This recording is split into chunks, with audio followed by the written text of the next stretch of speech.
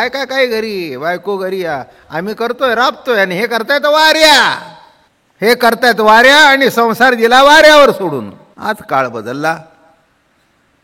आज सुशिक्षित समाज सुद्धा एक दिवस का होईना पुणेकर मंडळी आळंदी ते पुणे किंवा पुणे ते सासवड वारीचा अनुभव घेण्याकरता येतातच. आणि मग म्हणतात फारच आनंद वाटला हो, फारच आनंद वाटला हो, फारच आनंद वाटला हो. का आनंद वाटला कळलं का तुम्हाला? त्या ठिकाणी आल्यानंतर चालत चालत चालत चालत घाम आला, आणि त्या घामातून आपोआप कर्तृत्व ज्ञातृत्व संपत गेलं. तुका म्हणे जन केले प्रकाराचे 3. तुका म्हणे जन केले प्रकाराचे 3. वृत्ती जेव्हा उत्पन्न होते प्रथम, तेव्हा प्रथम ज्या गुणाशी ती तादात्म्य करते त्याचा विकास होत जातो. वृत्ती प्रगट होणं म्हणजे वृत्तीचा जन्म होणं.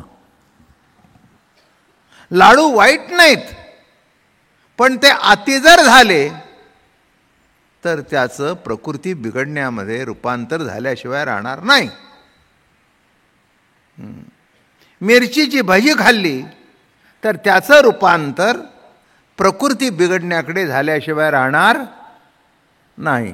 म्हणजे जिलेबीही वाईट आणि मिरचीही वाईट, मधलं सोडून दिलंय मी. त्या दोन्हीचं कॉम्बिनेशन आहे. म्हणून ज्ञान जसं वाढतं तसं त्याला वाटतं माझ्यासारखा कोणी शहाणा नाही. स्वाभाविक आहे, त्याच्यामध्ये काही चुकलंय असं काही नाही आहे. स्वाभाविक जरी असलं तरी त्रासदायक आहे ना. ज्ञान वाढणं आणि अभ्यास जसा जसा होईल तसं त्या माणसाला वाटणं की मी इतकं केलं अभ्यास, मी इतकी पुस्तकं वाचली, मी इतकं केलं. काय अक्कल आहे त्यांना? साधं पत्र आलं तर आमच्याकडे वाचायला येतात. हे कशाचा परिणाम? आता ते राहिलं नाही. आता ते राहिलं नाही. आता मग मी इतका शिकलो, मी इतका शिकलो, माझ्या इतकं कोणी शिकलं नाही. त्या शिक्षणाचा अहंकार नाही का? हे बघा, शिक्षणाचा अहंकार बायकांना सुद्धा होतो. म्हणून सध्या भानगडी सुरू आहेत.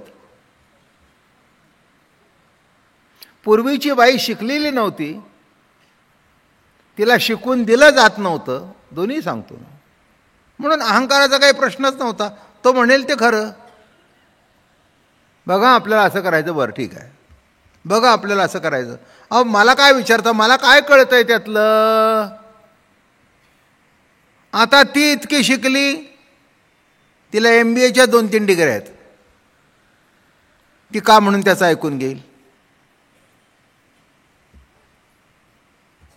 ती म्हणेल हे बघ, मी तुझ्या प्रेमात पडले म्हणून तुझ्याशी लग्न केलं, पण माझ्यापेक्षा तुझ्या डिग्र्या कितीतरी कमी आहेत, मिजाच मारायची गरज नाही. हां, प्रेम केलं, प्रेम आहे इतपत ठीक आहे, पण तू ज्ञानाच्या गोष्टी मला सांगू नकोस. तुझ्यापेक्षा माझ्याकडे ज्ञान जास्ती आहे, डिग्र्या माझ्याकडे जास्ती आहेत. आता हे तिचं म्हणणं काही चुकलं का? आहेतच, वास्तव्य आहे. त्याच्यापेक्षा हिच्याकडे, म्हणजे हे जर डिग्री नसती, ज्ञान नसतं, तर तिच्याकडे म्हणजे नसावं का मी असं म्हटलेलं नाही. सत्वगुण काय करतो, ज्ञान काय करतं, एवढ्यापुरता विषय मांडला आहे. बायकाने जितकं शिक्षण घेता यावं तितकं घ्यावं. माझ्या मुलीला मी कीर्तनकार केली, अनेकांचा विरोध आत्ताही आहे, आणि तो दुसरा तिसरा कोणाचा नसून वारकऱ्यांचाच आहे, वैशिष्ट्य आहे. आलं का लक्षात? हरदासी कीर्तनकारामध्ये बायका कीर्तनकार करतात, कीर्तनकार आहेत, पण वारकऱ्यामध्येच एक सत्वगुण आहे, एक रजगुण आहे आणि एक तमोगुण आहे. सत्वगुण म्हणजे सात्विक, तमोगुण म्हणजे तामस एकदम, आणि रजोगुण ह्या दोन्हीचं मिक्सचर. येथे सत्व ते उत्तम, रज ते मध्यम, आणि तीही माझी तम 6व्या दारे म्हणजे कष्टदायक, त्रासदायक.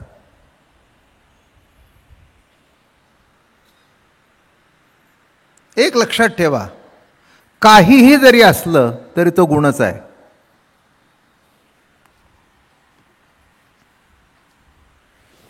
वृत्ती सत्वगुणाशी तादात्म्य करू लागली, पण सत्वगुणाशी वृत्ती जेव्हा तादात्म्य करते तेव्हा त्याच्या ठिकाणी सत्वगुणातला जो अवगुण आहे तोही येतोच ना. सत्वगुणी माणसालाच इच्छा होते की आपण ज्ञानार्जन करावं.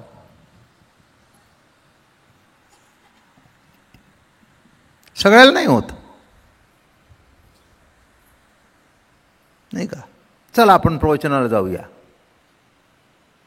चला आपण देवदर्शनाला जाऊया, चला आपण ज्ञानार्जन करूया.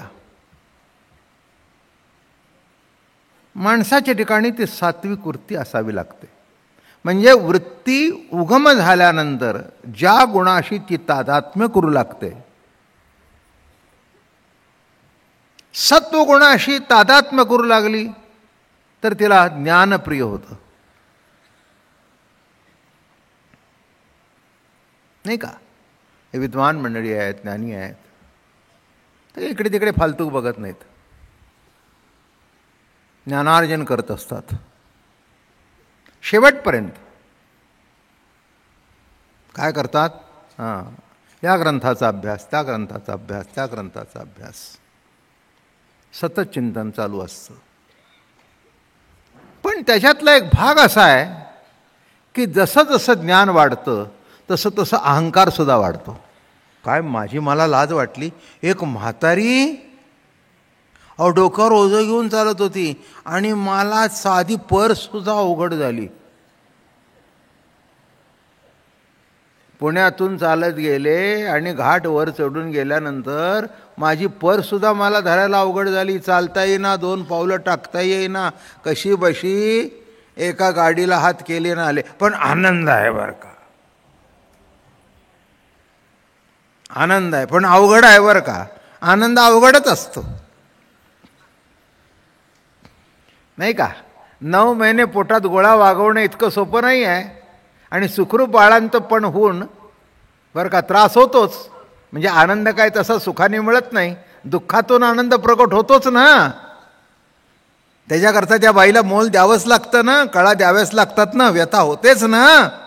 पण ते बाळ बघितल्यानंतर तसं वारकरी चालत जातो, पाय सुचतात, पण पांडुरंगाला बघितल्यानंतर त्याची व्यथा सगळी नाहीशी होते. स्त्री कीर्तन करू नये यांना काळजी वाटते. बायका जर चांगलं कीर्तन करायला लागलं तर आम्हाला कोणी बोलवणार नाही,